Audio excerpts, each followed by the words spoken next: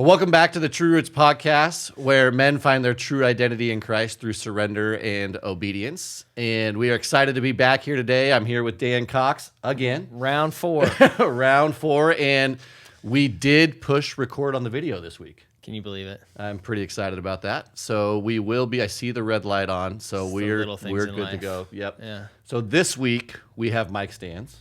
Yep. And this week we're dressed different. We said that last week, but I don't think anyone knew. I know. I listened back to it and I was like, this means nothing to anybody. Yeah, I even put a little thing on there like, yep, you have no idea. Yep, you have no idea that this is happening. So, yeah, we're excited to be here. And this week we're talking about shame. Mm-hmm.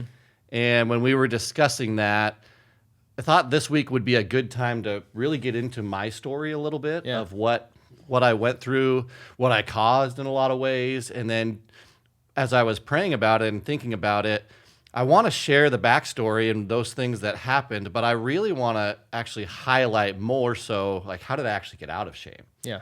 How did shame go away and what happened? And a lot of that is from bringing things to the light. And so as we discuss this and go through it, I'm sure that you'll have questions and we'll talk and this discussion will go where it goes. But I really want to highlight, because I think a lot of times when we share a testimony, it's really easy to share the sin pieces and the bad, but to also share the redemptive side of, like, how do we actually move forward?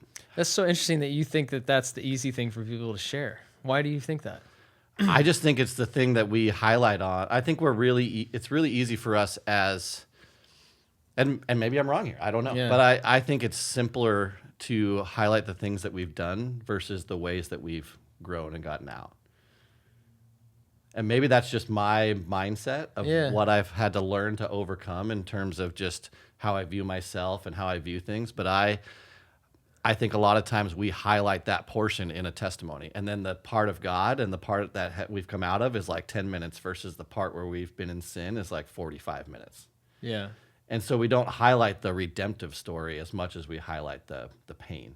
And I think that's part of story too. I mean, I think in story, right, the pain pieces, like it draws people in, and then they're like waiting to see that redemptive side. But I think that can be and easy is probably the wrong word, but just like that's the piece that we can gravitate to. And I know that in this season of life for me, the Lord has really been highlighting, like, hey, you're a new man. Yeah.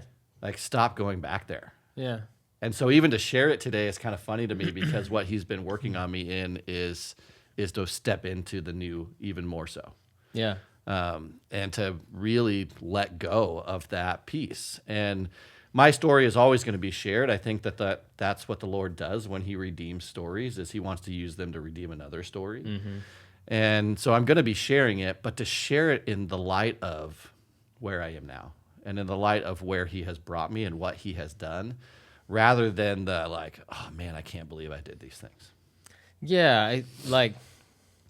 We can get into more too, but the thing that I'm thinking about is Jesus takes, he stands up in the story in the New Testament, and he's like, hey, is anyone thirsty? And it's like in the middle of the desert, right? It's the Middle East. Yeah. If people are thirsty all the time, like, obviously. Yep. And he, instead of saying, like, come to me and I'll give you a drink, he says, come to me and I'll turn you into rivers of living water. Yeah. Right? Like there is this transformation process that happens only in the coming, though, only in the, like, let me raise my hand and say, I'm thirsty. I need some help in that. Like, I don't want to live in shame and darkness anymore. Bring me into the light. And then in that, there's this whole new world, basically, right? That opens up, that now that story, the things that caused your thirst, the shame, are being used by the Lord for ministry, right? So it is this, like, multiplication on the other side. And I think that's what you're talking about, where it's like we could focus on just me, but let's focus on the way that God multiplied in the redemption on the other side, right? Yeah, absolutely. I think the piece that you just said there too that resonates with me is that we can focus on me, or we can focus on what God's done. Yeah. And I think that's the piece in the story too, of even on the sin pieces, like, that actually is what I did. Yeah. Right? Because that was where I ran away from God. But we can also focus there and stay there, or we can go into the places of, like, watch what God's done. Like, let's look at that in the light of what God's done. Because that's the crazy part. Yeah. is that he actually shifted and changed the story. And you're right. I mean, that's what God does, and how he shifts stories. And with the shame pieces too, when he makes us into living water, he has us bring things to the light. He has us walk through those steps of restoration and those steps of sanctification. And I think in that process, it's, hey, he doesn't just heal us. Like when I surrendered to the Lord, that was step one. And I think it's, I'm trying to remember exactly the story, but the guy that's by the well and God, or by the water and is blind, I think is the guy that I'm trying to remember the story exactly. But when Jesus goes to him, he's like, do you want to get well? That's what I was trying to remember. Do you want to be well? Yeah.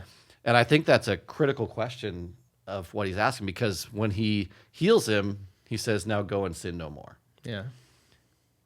And it's not just the part of healing him, it's the next steps. It's those next steps of walking through the door, because shame will hold on to you and will come back if we don't bring it to the light. So if I had surrendered to Jesus and then held on to all of the things that I had done and not shared any of them and not admitted the faults that I had, I would have stayed in shame. I would have stayed in that. I would have come to Jesus and lived as the same man. Yeah. And that's not the call of the Lord. Right. And so there would have been no redemptive pieces. It's why I gave my life to Jesus at 11 and lived a certain way until I was 35 years old, because I wasn't willing to walk in the surrender. I didn't know how, or didn't, there's lots of different reasons for that, but that I was living as the same person, even though I had given my life to Christ. And that's not the call that he has for us. Yeah. And there's probably something to be said in this conversation about, shame loses its power when we shift our mindset and our identity, right? Obviously God calls us into this new identity, and maybe that's not obvious, for some people that are listening. It's like I'll say it just explicitly. God calls you into a new identity. When you surrender to him, you move from this place of you are defining your identity for people, and you get to decide like your value and your worth, to God saying, no, like you're a child of the King. And not just like the king of some small little country, in some obscure part of the world, like the King of the universe. Like that makes you a prince, that makes you royalty, that makes you have deep pockets, right? Like you walk around with resources. It's like, do you know who my dad is? Yeah. And when you start to think in this way of a new identity, then what do you have to be ashamed of? Nothing. Like for me, very practically right now, in the things that I'm tempted to feel shame in, the thing that I remind myself is, well, one, that doesn't define me. God's defined me. And then two, in 1 John, I think it's chapter 2, it says, children of God, like, practice righteousness. And so it's like, I'm a child of God. I practice righteousness. And like, I don't live in shame. That's not my practice. That's not my habit. Like, this is my habit. And like, when our identity is shifted, then the shame piece is like, what does it even matter? Yeah. It'd be like it's like the Prince and the Pauper story, right? Where they like, I was on the street and then this person said, no, I'm going to bring you into my house. And all of a sudden, like, you get to live totally different. You look different, you act different, you function different. And like the thing that you used to be ashamed of has no presence in your life anymore, right? Like, and that's really, I think, maybe what you're trying to get at with like, what's the point of talking about all this? Like, let's talk about what God's done for me, right? Yeah, well, because when your identity shifts, like you're talking about, your identity shifts in that moment. Like you are now a new creation. We've talked about that on here. It shifts right away. Yeah. But you don't know that identity. And so to live in righteousness, to walk in that new identity is a daily process of letting go of the old and walking into the new. And it takes action. It takes actually stepping into it, because we're gonna live into what we believe. We've talked about this numerous times. We're gonna live into what we believe.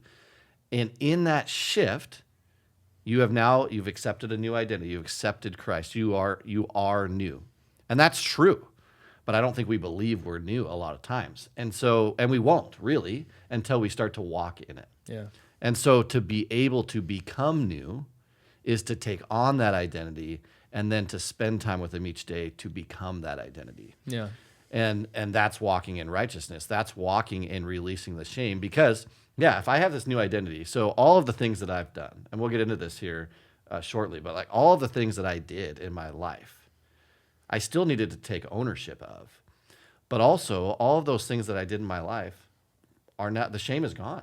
Like there is no condemnation for those who are in Christ Jesus. So if there's zero condemnation, then I can stop condemning myself. Because I think a lot of times when we come out of things that we've done, we have a really tough time forgiving ourselves, not accepting the forgiveness of Jesus, but forgiving ourselves within that forgiveness. Yeah. And so we sit in this spot of like, I've got to pay a penance for this. We don't. Yeah. We don't. Yeah. Now, sin has consequences. There are earthly consequences to sin.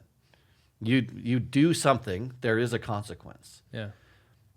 But we're free to walk forward. And I'll just say this too, like in my story, I should have had way more consequences than I had. Like God redeems stories and does things that are just incredibly, exponentially better than what you could imagine. But there was consequences to my sin. I'm not married anymore. Yeah. You know, there's consequences to things that happen. My son gets part-time with his dad and mom. Like that hurts. Like that's not fun. Totally. But I don't have to live in the shame of that anymore. And I know God I've seen it, is still redeeming that story and doing good things out of it. Mm-hmm. And so that's the piece where I think as we walk forward, we have to take on, I'll just say that one more time. It's like we have to take on that identity and then walk in that identity so that it can actually become our identity. Yeah.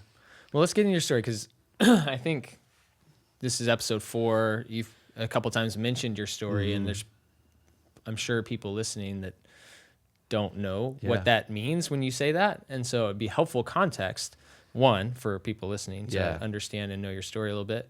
But then 2, it's a great way to kind of like flesh out some of the truths of overcoming shame. Yeah. So I don't know where you want to start, but like I would imagine probably the best way to start might be like, what was the point where you recognized the way you were living wasn't working? And you can describe that as much as you want to, and how you got to that point. But yeah, I think that's a good way to start because I think this isn't the episode to be like, in my childhood I was raised this way. You know, like I think it's better to share it this way. And so, that's a great question.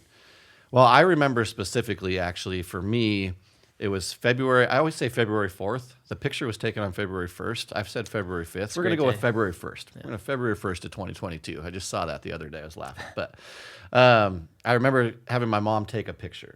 I'm living at my parents' house, separated from my spouse at the time, and she takes a picture of a 350-pound man. And I'm like, man, I'm lost. Like, I don't know how to get out of this. As you're looking at the picture? Yeah. Yeah. I mean, I knew it beforehand, but when you see the picture, it's just like, whew, okay. Yeah. And maybe I'll put that in on this so you can see what that looks like. But I remember looking at that and going, I need help. Like, I'm lost. And I think even having her take the picture, I was like, I need to get out of this. But I didn't think that was going to happen. And what's interesting is that was not the shift with Jesus. Well, hang on. Why did you ask her to take the picture? I had hoped that it would change someday. Okay, so it sounds like you may have been already like working in your mind, like, I need help, but I need to like remind myself of where I'm at or something. Is that? Yeah, I think I was just hoping that maybe someday I'd look back and I'd be different. But I had zero belief that was really going to happen. I'd lost weight before. Yeah. I mean, in my marriage, I lost, because at that point it was like, I need to get healthy physically. Yeah. And that was what it always was. Like, I need to get healthy physically. I mean, I did Optavia, like all these terrible diets that I do not preach anymore, by the way. If anybody wants help with weight loss, I'm just saying. But there's better ways. But anyways, like, I would just want the quick fix. Like, I wanted the outward appearance to change without the inner change. Yeah, yeah. And so, I mean, I lost 40 pounds in my marriage. I lost 20 pounds right after I got separated, gained it all back, and then we're at this point. Yeah. And so in that moment, I was like, I need to change. But I didn't know how, and I didn't want to go to church. I didn't want to spend time with Jesus. I was still trying to do it my own way. But that was like that moment of I need help. Why didn't you want to go to church or spend time with Jesus? Shame. Yeah. I knew it. I knew all the things that I had done. What was the narrative in your head? Whew, good question. It's funny. I just listened to a podcast on the story we tell ourselves last night. John Acuff? Not Brene John Brown? Acuff. It was Wild at Heart. John Eldredge. John Eldredge. Yeah. It was a good podcast. It's awesome. The narrative in my head was that I can't come back from this. Like, I've got to do it on my own. I've got to kind of hide away. I've got to go monk mode for however long. Like I can't bring these things to anybody. I can't share all the stupid things that I've done, and no one's going to stay around if I do. So it was more centered around what people will think 100%. versus what it wasn't so much about like what God thought of you. No. It was more like what do people think Yeah. that would be found in a church? Yeah. Yeah, 100%. Like, I didn't think I could go back and not have people look at me as the alcoholic sinner. And you who say go ruined his back marriage. like you were going back to the church you had been in when you were 11. Well, no. I mean, that was a church where I would have been if I was in Quincy, but I was thinking about, like, I think in my head I had this thought that I had to go back to which actually is where I am now, but like I thought that I had to go back and enter into the same church that my spouse was at and all. And so there's just like I can't show my face there. Like, everybody knows my story, which isn't true either, but like that's what the story in my head was. It's like if I walk in there, there's going to be heads shaking and people pointing fingers and all of those things, like because of the things that I had done. And was that rooted in like reality in that you had experienced that from people, or was it all things that you were just thinking would happen? Yeah, you know what's funny is that we will get back to childhood a little bit here. It's good. I think so. Growing up in church, and I love the people that I grew up with in church, and some of them might listen to this podcast, and I love them. And I learned to hide in the church that I grew up in because it was, for one, and my family I think would be okay with this being shared. Is like we would have yelling and screaming on the way to church. We'd get out of the car and it's like smile, like let's walk in and be good. And that was kind of the church I grew up in too. It's like fairly legalistic and very much like, hey, we don't talk about the things that are going on. Like, we're going to look good. We're going to sing on Sunday and then we're going to go live our lives. And that may not even been the case. That's just what I saw as a kid. Yeah. And so I'm like, okay, if I'm sinning, like, I don't tell anybody. I don't share that with people. And I saw that in my family too, right? Like we keep this here. We don't share that with people. And God's done a lot of redemptive things in my parents' story, and that's their story. I'll let them share it, but which has been cool to see them still married and walking forward, and they changed their family tree. Like, that'll get me emotional. Like, I'm super thankful for that. And my grandpa, who passed away a few years ago, was a big reason why. Cool. Which is awesome, Yeah. But I think that those are the pieces where growing up. Now, if I've sinned, and I had sinned a lot now, right? I'm like, I can't go back. I can't walk into a church building. And those aren't true things, but there might be some element of truth in there. Yeah. Of like feeling that way from people because it's people. Mm-hmm.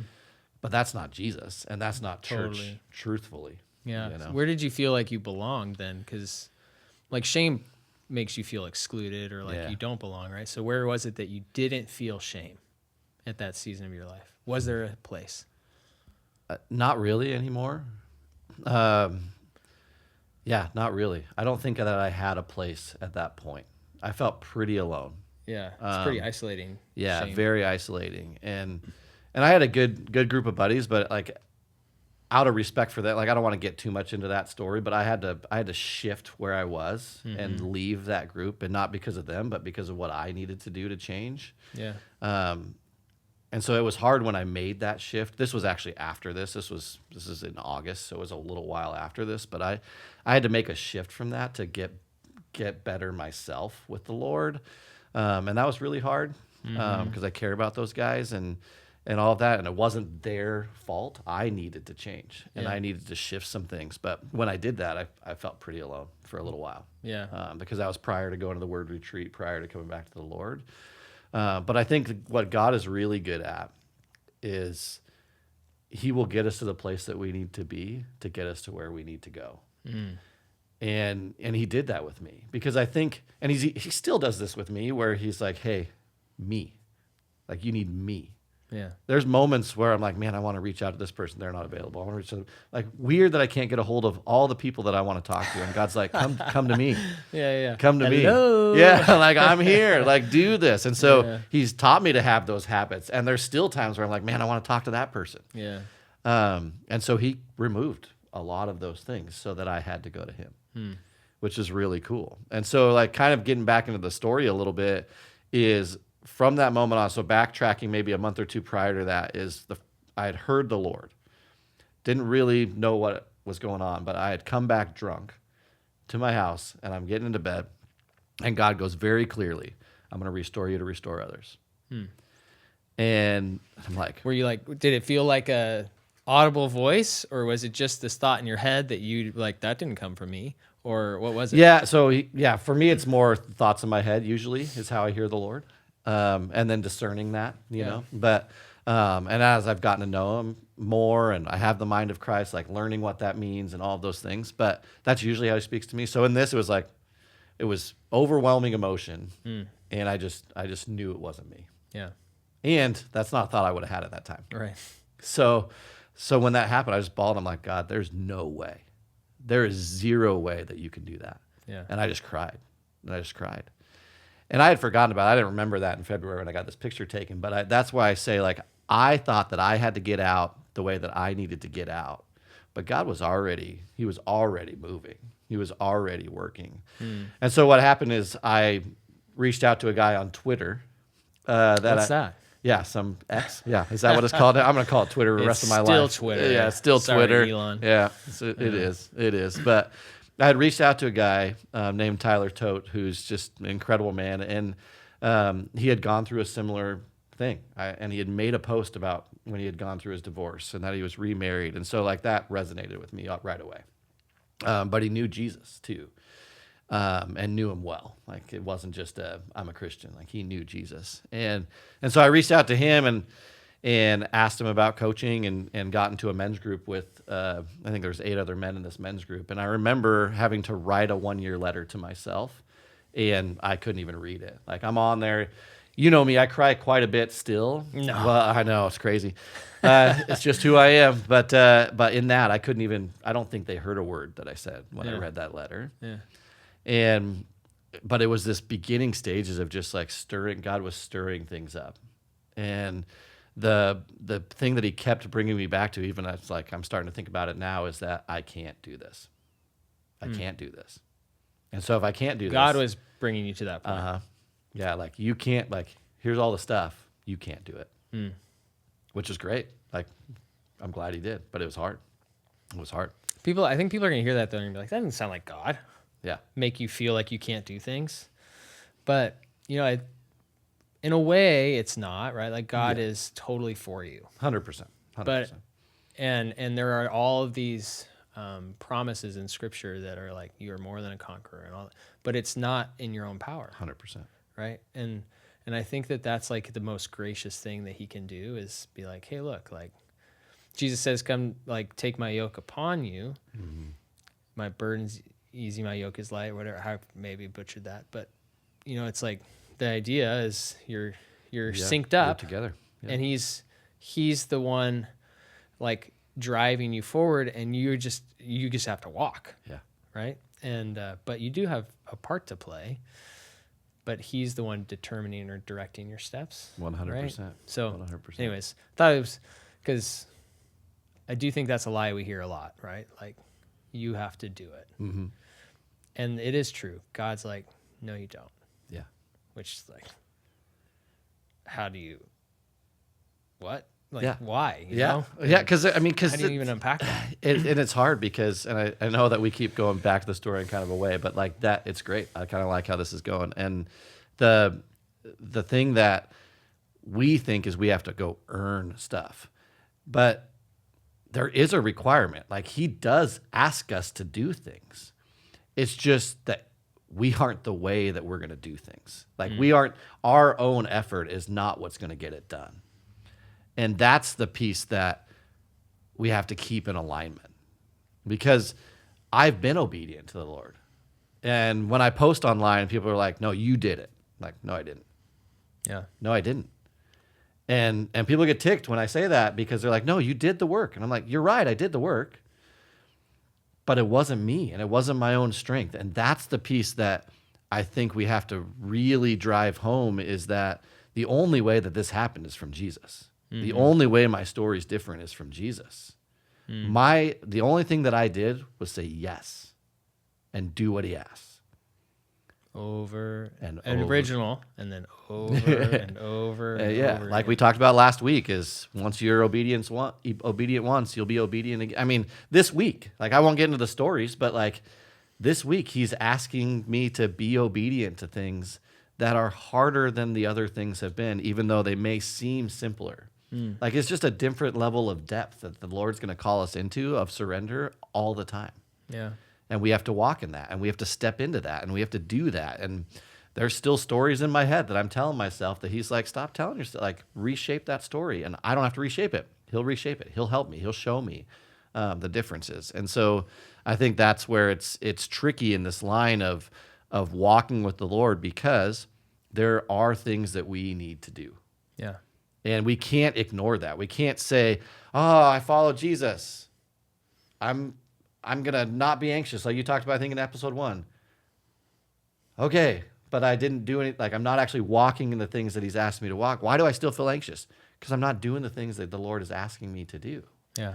And I think that that's the piece where, if we want to be restored and redeemed, like, God will do the work. Like, he will do it. Yeah. But he'll also ask us to be obedient to what he asks us to do. Yeah, I heard. At our church, we spent a good chunk of last year talking about the idea of abiding, and how Jesus says, apart from me, you can do nothing, right? Yeah. And abide in me, you'll bear much fruit. And this idea that if you're not connected to the source, nothing will come that is of the kingdom.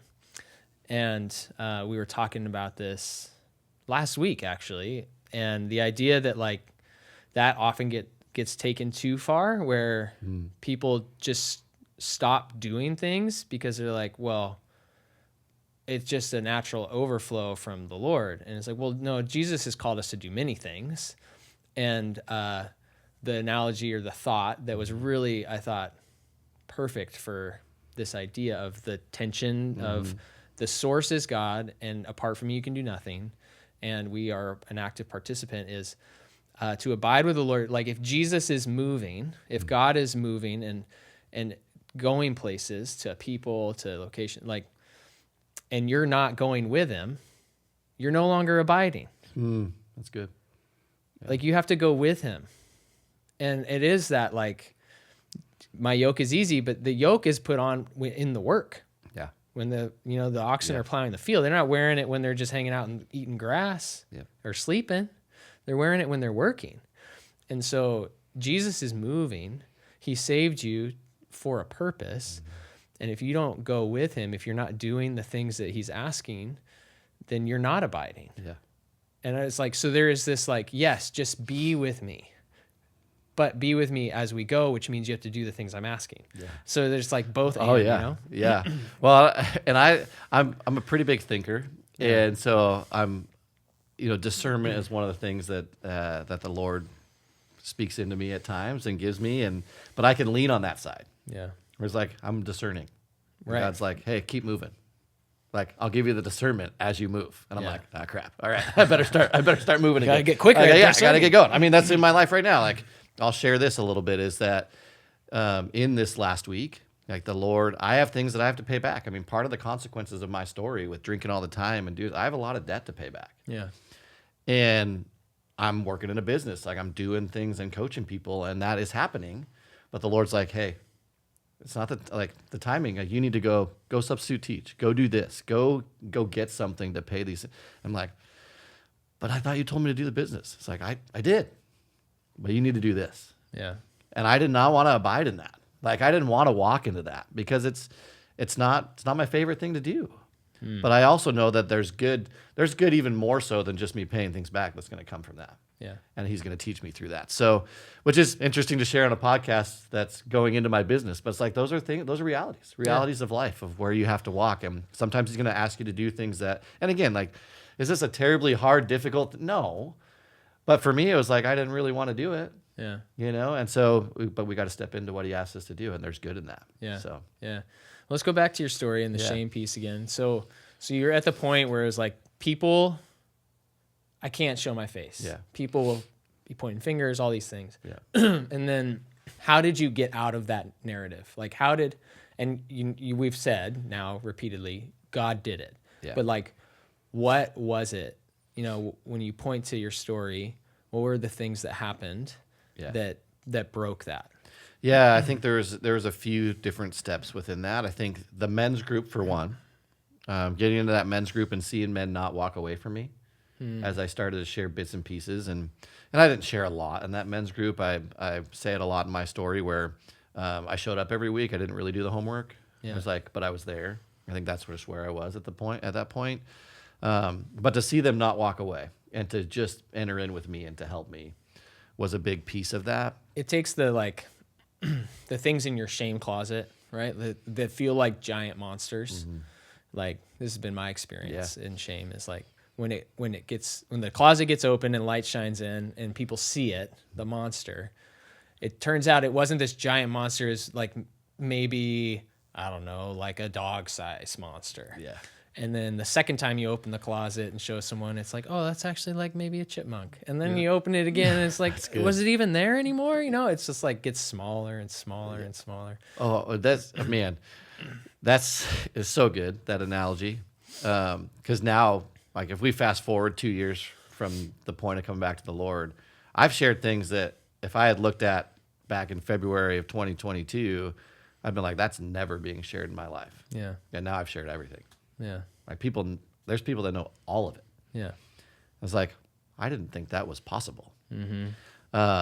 And so, so it's pretty crazy how that just starts to shift things because and again, you're right. Like, it was little things at first, but I just started to see, okay, people aren't leaving me. Yeah. And they want to help me. And so I could walk into that. And then I had gotten a DUI in October of 2021.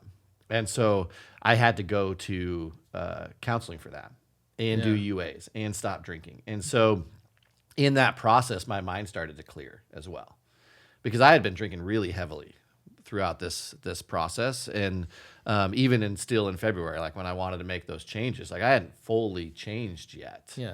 I think that I had really kind of started to shift drinking around, March, April of that year. Of what is that, 2022?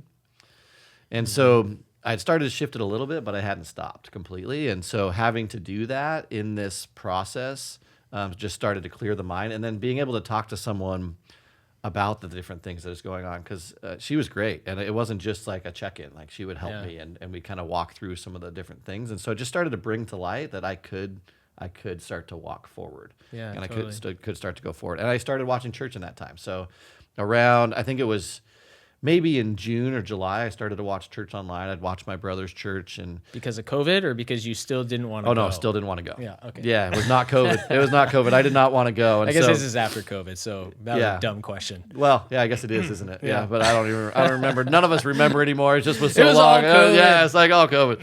Yeah. But yeah, I didn't want to go still. And so I remember specifically in October of 2022, we'll fast forward a little bit, listening to one of my brother's church services, and the pastor who I know, and awesome dude. And I actually don't remember anything that he said in the sermon. Classic. Which I told my brother about. I was like, hey, tell him that. He'll be good. But I don't remember anything. But I remember God going, because my men's group was ending, hey, you need something online. Or not, sorry, in person. You need something in person. And I'm like, oh, okay. And I remember God clearly again saying, hey, post on Facebook, which sounds funny. God told me to post on Facebook. Yeah. But to post on Facebook that I needed something. needed a new community. And so I did that. And again, like to my surprise, had so many people reach out. So many people reach out. And just to see people that care about me, that even from different faith backgrounds that cared about me, it's like, oh, okay, people care about me. But I had two people, Nate and Jenny Bishop, that reached out and asked or said, hey, Nate has a Bible study on Tuesdays, which I've never been to, which is a funny part of this story. I've never been to that Bible study, never gone to it. But God used that initial door to have Nate invite me to where he was sharing his testimony that weekend at the table at the church that I go to. It's a ministry that they have. And then Jenny a little bit later is like, have you been to the Word Retreat? Like, no, but I don't have the money to go. And the next message was, well, I signed you up, so you're going. Like, all right, sweet. And I knew them. They were middle school ministers of pastors of mine when I was in Quincy growing up. And so there was a little backstory. So when she said that, I'm like, yep, I'm just gonna do it. Like I'll just go do what she says, you know. Yeah. And so to fast forward a little bit, like I went to this thing on Friday, and I walk in, and it's dark, it's intimate, it's small. I'm like, Nate, you got me. Like I would not have walked into this. This was the first time I stepped back in a church building. Was this in intimate? Like an intense setting. This intense setting. And I sat across from Nate, and I don't know if he remembers this, but I sat down. He asked me one question. He's like, "How you doing?" And I just cried. Like I couldn't even get it out. Like I didn't know what to say. I'm like, I'm a mess, you know. And for the sake of time in this podcast, like what happened there was very, just some really cool experience. I'll share one thing. As I remember, it's like sitting at the table, and there's this seat that they have set up for Jesus in the middle of the room, with a table setting and everything, and we're sharing a meal and we're worshiping and doing this thing. And during worship, I remember the song being like, "This is where you fight your battles," and I remember the Lord like, this is where you fight your battles, like with these people. Like, stop trying to do this on your own. Like, you need me and these people. And I remember specifically, like, I'm sitting there, and I saw Jesus get up from his seat, come over, and like hug me. Yeah. And it was like in that moment, I'm like, okay, he's like, I can just keep walking. Done. You know, like I'm gonna keep walking. That's not where I surrendered, but like that's where it's like those initial steps. And so. It's cool because there's just so much. Like I want to share more, but just for the sake of time, like that weekend I went to the Word Retreat, and it was all about fathers and sons, and God knew what I needed to hear. And all of the testimonies were shared had that in their story. Yeah. And in the last one, from the guy who's my mentor to this day, I was like, God, I surrender. And like right when I surrendered, I remember him going, "I'm going to restore you to restore others." Yeah. And he reminded me of that promise. Yeah, promise. You're like, "Oh, I see it now." Yeah. Okay, so this is reminding me. We could probably finish it on this. Yeah. First of all, thanks for sharing. Yeah. There's a song I've been listening to like on repeat recently, called "Come Into the Light." Into the Light. I don't know, by Taya. She's I know what you're talking about. Yeah. And it's talking about all these shame. I think there is a line in there about shame. And then it says, "You will find a Savior, gentle and lowly, waiting on the other side. He'll meet you there. He'll meet you gladly, over and over, with loving kindness in his eyes. Come into the light." And the idea that shame keeps us in the dark, but when we take the step to come into the light, like, there's a Savior, gentle and lowly, waiting for, and like the Jesus like coming over and hugging you, like that's exactly what that song's describing. And it's like that's the heart of the Father. Yeah. And that's the thing that gets us. Like that's what got me. You know, that's what gets people to go, you know what, like this shame thing, like I don't want to live here. Yeah. And I believe the invitation. And like, I don't know if I believe that you are who you say you are, but I'm going to try and find out. And when you do, gentle and lowly, wait like over and over with loving kindness in his eyes. And I would encourage anybody to go listen to that song and not be broken by it. 'Cause it's like the gospel and what Jesus does for you. It's the heart of the Father. And, I want so badly for everyone to like know the love of God, to like taste it, as Paul's prayer in Ephesians 3, like that you would know, that you'd have the strength to comprehend what is the height and the breadth and the depth and the length of the love of God in Christ Jesus our Lord, that you would be filled to the fullness of God. The idea that like we can't comprehend it. Yeah. And like, but we can be in and with him and trust him, and like the shame in those when you're with Jesus just falls away. It's like it fell away, and you're surrendered. I love the idea too. I wish we had time to talk about it, but like that you do it in community. Mm-hmm. Like you can't, shame will isolate you over and over and over again. But in community, that's like, that's how we were made. Yeah. To be in community, to be with God, to be with others, like love God, love people, can't love people if you're not with them. And so anyways, like for sake of time, we should probably land the plane, but, thanks for being willing to share your story. Yeah. I think it's good context for people, but it's also like just a great picture of the way that, shame can hold on to us and what it does to us, but also when we come into the light, how Jesus helps us overcome those things, right? Well, and it's hard to, like, I don't even know if I really want to add to you, like what you just said is so good. And the only thing is that, like, that vulnerability piece, from what I found, is like you're saying, it's like there's a kind father on the other side of everything. And so because we didn't get into this part of the story, it's like every step that he's asked me to take has brought more community, has brought more freedom, has brought more peace. And they've been hard steps. Like we didn't get into all that here, but like they've been hard steps. Yeah. And that's the life of Jesus. Like I think we look at that and we're like, man, I want to live my own way. It's like, well, the reality is like when you bring those things in the light, it's scary and it's hard and it's difficult. And the life with the Lord is, deny yourself, pick up your cross and follow me. It's hard. It's going to require some really difficult things. But you know what the cross brought? Life. Like freedom. Yeah. In abundance. Yeah. And it's the same thing when we pick up our own and we follow him to death, is that it brings true life for us.